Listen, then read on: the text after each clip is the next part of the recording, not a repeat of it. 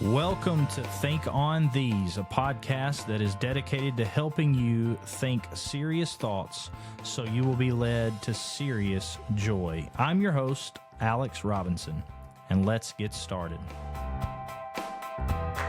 Welcome to Season 2 of Think on These. This season, I want to have a focus, a laser-like focus, I hope, on a particular subject, and that subject is the local church. I want to talk about what it looks like and what it means to follow Jesus together as a body of believers. And so on this episode, we're going to basically answer the question of why the church still matters. After that, we'll take an episode or two to talk about different marks of a healthy church, and then we'll dive into some of those marks of a healthy church individually. We'll talk about things like church membership and expositional preaching and a healthy understanding of biblical conversion, church discipline, discipleship, who leads a church. What are the roles and responsibilities of elders and deacons? What about if you've been hurt by the church? How can you be a faithful servant in your local church? And then we'll talk about particular ministries in which I'm involved in the local church. So we'll talk about what it means to be in college and be a faithful church member. And then we'll kind of end on talking about youth ministry or student ministry and the church. And then on the last episode, I'm hopeful we can talk about things that you submit. And so all throughout this season, if a question comes to your mind, or if something I say is not clear, which I'm sure will be a lot of things, I want you to jot that down. You can send me a private message. You can respond to this podcast somewhere where you see it, whether it be YouTube or something else, and just ask me your question, and I'm going to compile those. And we're going to have a Q&A mailbag edition of the podcast at the end of this season. So I'm hopeful we can get in anywhere from 12 to 15 or so episodes in this season. And just like in my first season, my goal was to produce for you at least one podcast every other week. And so that's 2 a month. If I can do that, I will try my best to do so. But today, let's get to the topic at hand, and that is why the church still matters. It is 2025. Why bother going to church? When you can stream sermons, you can read theology blogs, you can even join online groups of Christians and discuss your faith with them. And believe it or not, you can even sing along with other Christians through YouTube and other avenues where you can sing to the Lord. So why bother going to church? Why does the church still matter? Well, that's what I want to hopefully convince you of, is that the church does indeed matter, and it's essential to your life as a Christian. You know, there's a cultural vibe that exists out there today which says something like, I love Jesus, but I'm not real big on the church. That's been around for quite a while now, but I think after 2020, COVID-19, and the things that brought along with it, it's common to hear this, or even maybe you don't hear it come out of someone's mouth, but you can see it in their life by just how they interact online, for example. They'll share a lot of maybe quotes and thoughts from Christians and even Bible verses, and yet you never see them at church. You don't see them gathered with the body. And so you hear or you see in their life this view that one can be a faithful Christian and neglect the bride of Christ. And so that's why I want to talk about this. That's why I think it's a big deal to talk about why the church still matters. Well, the first reason that I want to give is that the church is God's idea. It's not ours. Church is not, despite what many have said, it's not a human invention. It's Jesus' idea. Jesus said in Matthew 16, I will build my church, and the gates of hell will not prevail against it. So Jesus, in that statement, I will build my church, says a lot of things. He says to us that He has a bride. He has a church. It is his church. He says, I will build my church. He is the one who builds it. The church is built on the foundation of the apostles through Jesus Christ.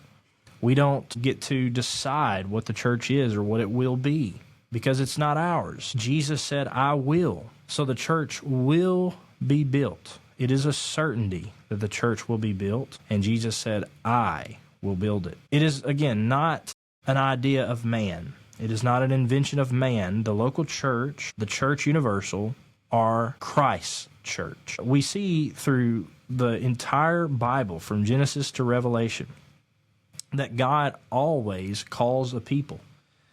He does not just call individuals, but in the Old Testament, we can see very clearly that, yes, God dealt with and clearly even singled out individuals in his story, in his plan. But God always brought individuals into the context of a community. In the Old Testament, that community is Israel, or was Israel. It was the nation of Israel, whom God chose and set apart for himself to be his people. He told Abraham that he would make his descendants as numerous as the stars in the sky and the sand on the seashore. And God has been in the business of calling individuals into a people. That's why the church is called Christ's bride. It is his body. And that's not optional language. You know, if it was optional to be married or to, if I could decide today if I was going to be married or not and decide tomorrow that I wasn't going to be, then that wouldn't be much of a bride. I wouldn't be much of a husband because I would have no commitment to my bride. And if I decided tomorrow that I didn't need my body, well, I'm not too committed to that either. But the reality is, just as a husband feels that he is knit together as one with his wife, and just as every person knows that they cannot function without their body, Christ sees his church as indispensable with himself. If you love Jesus, you love what he loves. And he loves his church. And so maybe you're one who's been on the fence or even been antagonistic about the church because you think it's a man-made institution and not necessary or even unbiblical. But I hope that you'll see clearly the church is Christ's bride. It is his body. It is God's idea, not ours. But not only do we see why the church matters because it's God's idea, not ours, we see that it matters because when God saves us, he saves us to himself and to a people. So we're saved into a family. Salvation is personal, of course. God saves individuals, but it's never private. Salvation is never a private ordeal where God just takes you and says, it doesn't matter what about anything else, anybody else. No, God, we're told in Ephesians 2:19, adopts us into his family. He makes us sons and daughters in the context of his family where we become brothers and sisters. The New Testament letters assume that believers are in local churches with real people. People that are messy, people that are sinful, people that are complicated, but in a relationship with the body of believers wherever that body is found. All over the New Testament, we emphasize this so much here at First Baptist. All over the New Testament, we have these one another commands. For example, love one another, bear one another's burdens, and all the many that we could go through. Serve one another, grieve with one another, grieve with those who grieve. You can't one another, you can't love with one another, you can't bear with one another, you can't forgive one another by yourself. And so it is just a fact that the church matters because God, when he saves us by his grace, he saves us to himself and he saves us to his body, to the church. So why a local church? You know, you're talking about the church, but all these things, couldn't they just be true of the Big C church in which every Christian is a part, right? You know, you might say, I'm a part of the universal church. I'm a Christian, and so I'm a part of the universal, the Catholic, the Big C, Catholic, universal church. And that's enough, right? Well, we would respond to that by saying the New Testament always connects the universal church to the visible, local gatherings. When Paul wrote his letters in the New Testament, he didn't write them to some nebulous universal thing, but he directed them to a specific gathering of believers. Even though that letter was to be universal, it was to be circulated and adhered to by Christians all over the globe, and it is today. Nevertheless, Paul wrote to the believers in Corinth. Paul wrote to the church in Ephesus, or to the churches in Ephesus. Paul wrote to the church in Philippi. So the local church is what gives shape to the global church. You have a place where you go to worship. The church is not the steeple, but it's the people. That is true, but the people do gather together. And when the church assembles, when the church gathers together, there you have the church gathered, the church assembled. And it's where we worship. It's where we serve. It's where we obey the commands of the one another commands of Scripture. It's where we give. It's where we submit to our leaders. It's where we grow as individuals. And so we need a local church. We need a local church because that's what God has ordained for us. In His wisdom and kindness and goodness, He's given us a local body that we are to be a part of, not just be content with being a part of the global church. But what happens when we gather that makes it such a big deal? So you might say, well, that's great. I can be a part of a local church, but I can just stream it online, and I can be content with that. But the gathering is more than just consuming something online. I think it's a great and wonderful thing. Even like you right now, you are getting this podcast through the means of the internet in some form or some way. And what an awesome thing that's never existed before, has so much good potential. And of course, that means it also comes with the bad. But when we gather, it's more than just consuming something on a screen. It's community. It's a covenant that we've covenanted together to be a part of one another's lives, to hold one another accountable, to encourage one another, to correct one another, to serve one another, to grieve with one another. And you can't do that through a screen, at least not to the extent that the Bible would call you to do, because the Bible would call you to be present to do those things. When Paul wrote the letters of the New Testament, when he told believers to bear with one another and forgive one another, he was not talking about doing that through a screen. He was talking about doing that face to face. Paul even talks about confronting Peter and others face to face. And some of those parts of where it might make you cringe and go, ooh, that must have been a tense moment. But nevertheless, it was a moment that happened face to face, and that couldn't have happened the way that it did happen apart from that kind of community. But we're to hear the word preach, which you might can say, I can do that online, and you can in these days. We're to take the Lord's Supper together. That's something you can't do online. I know I've seen where churches sought and still do seek to do that, to encourage people to do that. I don't think that's a good idea. When Jesus instituted the Lord's Supper, He did it physically in a communal setting with His disciples, and He told them to go and do likewise. He told us to observe this remembrance meal together. That's why we call it communion, because we do it in community. Baptism. This is an embodied thing. You can't be baptized through a screen, right? It's not a virtual thing that we can do. We receive encouragement. Again, we hold each other accountable. We're corrected when we're needed to. We pray. These are real faces and real names that we commit ourselves to. And so you can't stream that. So if you're someone who you are content with just streaming your church's services, and you otherwise could be there.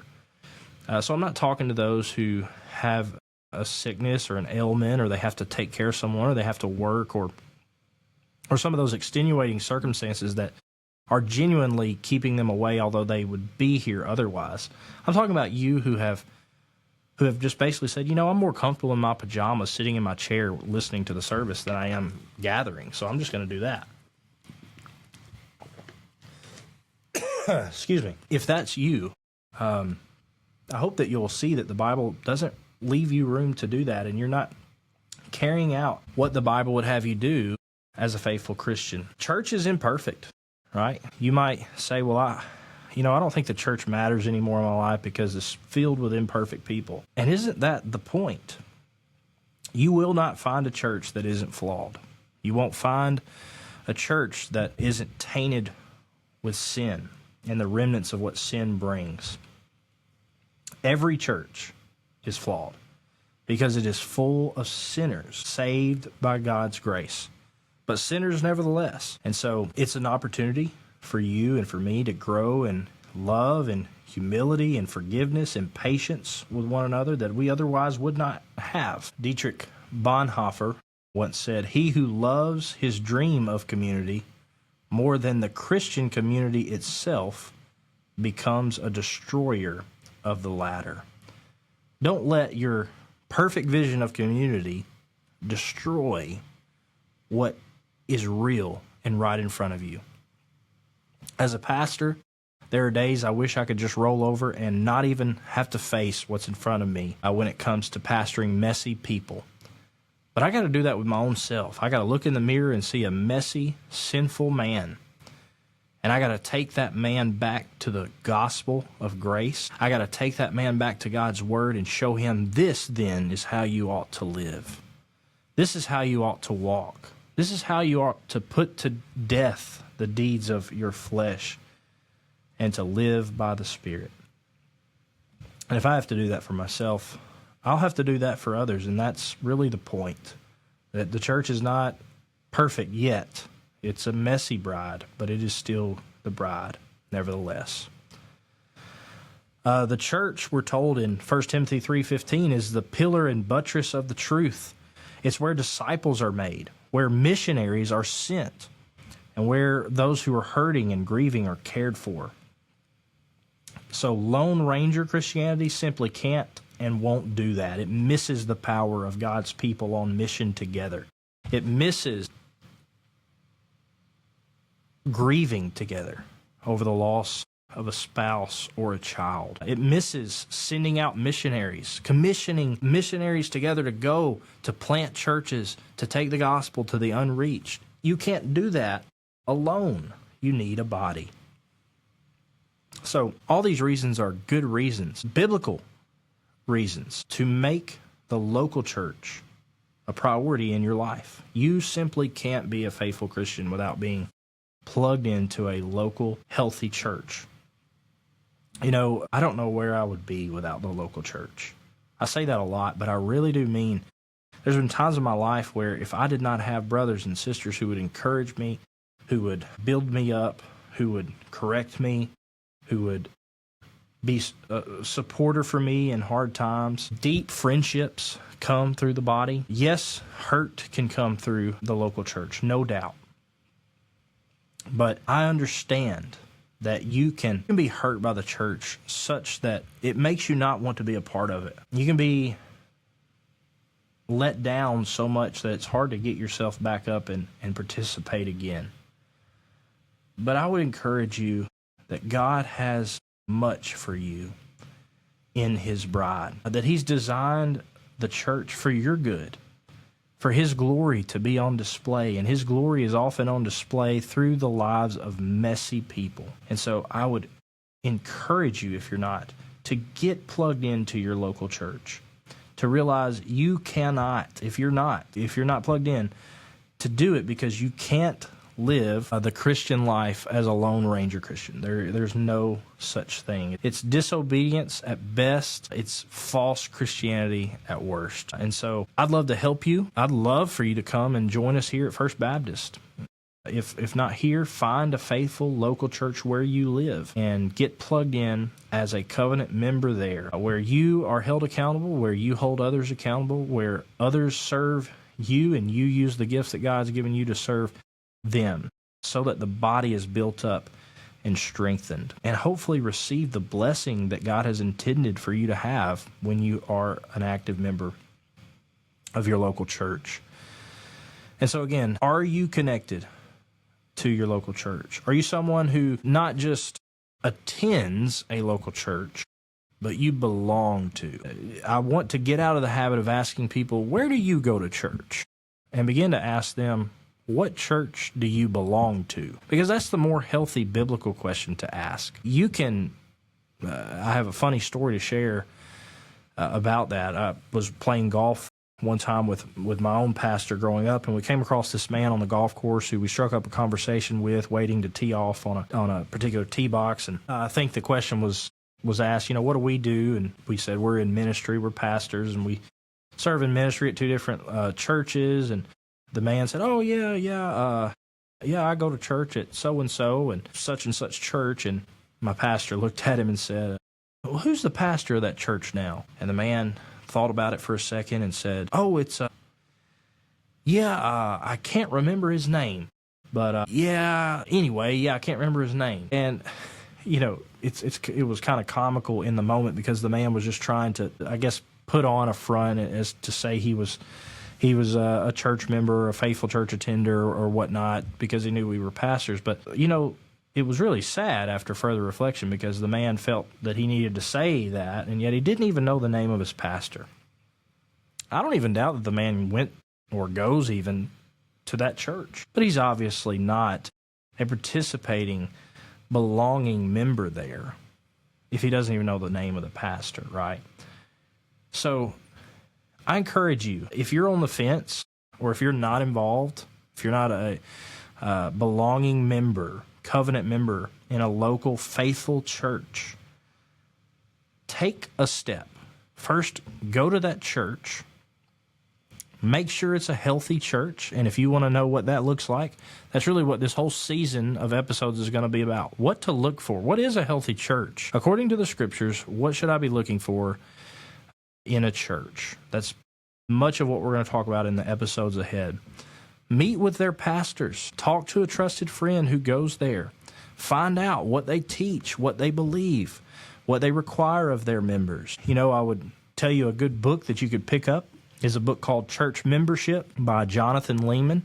It's a little blue book. I think it has maybe 100 pages or a little more that walks you through what it looks like to be a faithful member of a local body, a healthy local church. And speaking of healthy local church, that's what we will dig into in our next episode that I hope you'll come back. We'll try to answer the question, what makes a healthy church? Not a perfect church, but a healthy church. And then we'll continue answering the question by answering, how can we help it get there? And so thank you for tuning in to this episode of Think on These. I hope that you will give us a high rating and a good review and like it and share the episode with those who might benefit from it.